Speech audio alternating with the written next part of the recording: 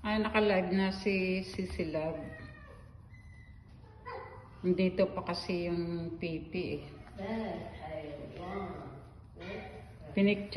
Binidyohan ko siya.